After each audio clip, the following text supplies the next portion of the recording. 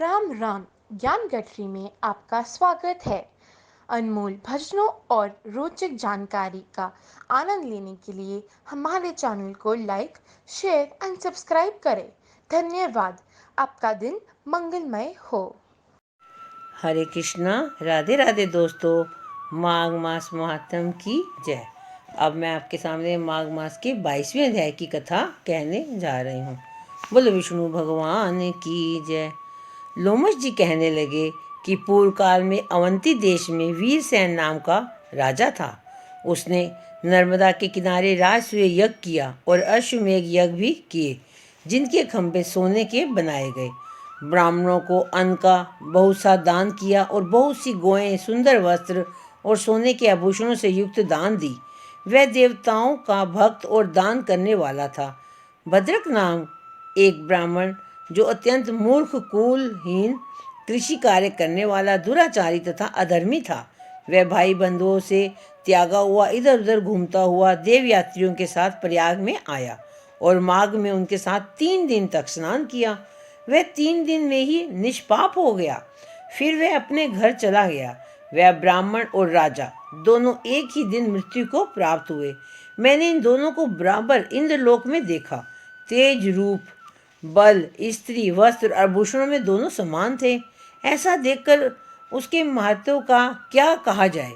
राजसूय यज्ञ करने वाला स्वर्ग का सुख भोग कर फिर भी जन्म लेता है, परंतु संगम में स्नान करने वाला जन्म मरण से रहित हो जाता है। गंगा और यमुना के संगम की हवा के स्पर्श से ही बहुत से दुख नष्ट हो जाते हैं।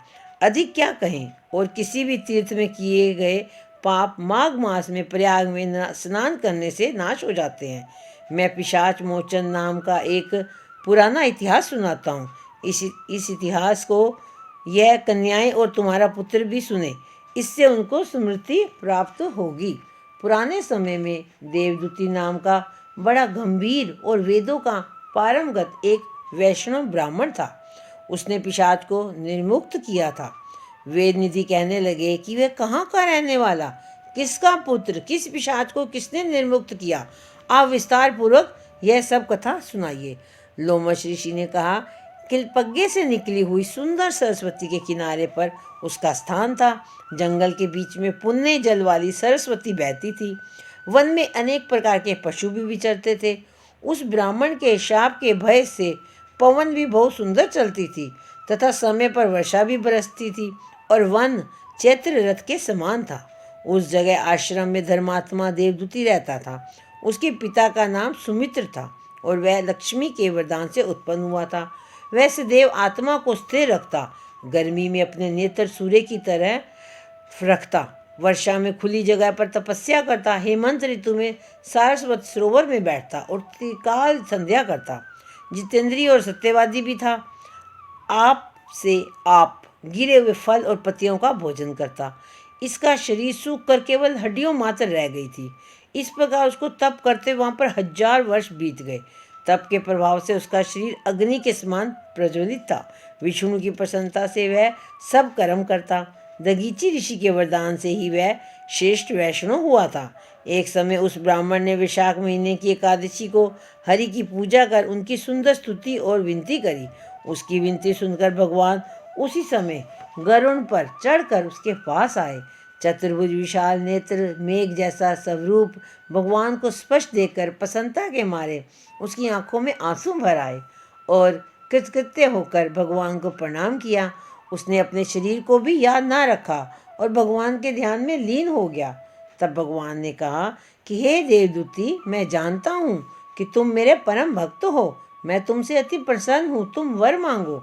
इस प्रकार भगवान के वचन सुनकर प्रेम के मारे लड़खड़ाती हुई वाणी में कहने लगा कि हे देवादिदेव, अपनी माया से शरीर धारण करने वाले आपका दर्शन देवताओं को भी दुर्लभ है। अब आपका दर्शन भी हो गया, मुझको और क्या चाहिए। मैं सदैव आपकी भक्ति में लगा रहूं। भगवान उसके वचन सुनकर कहने लगे कि ऐसा ही होगा। तुम्हारे तप में कोई बाधा नहीं पड़ेगी। जो मनुष्य तुम्हारे कहे गए स्तोत्र को पढ़ेगा, उसकी मुझ में अचल भक्ति होगी।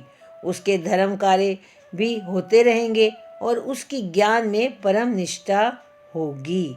बोलो माघ मास महात्म की जय, विष्णु भगवान की जय। श्री कृष्ण गोविंद हरे मुरारी, हे नाथ नारायण वासुदेवा। श्री कृष्ण गोविंद हरे मुरारी, हे नाथ नारायण वासुदेवा।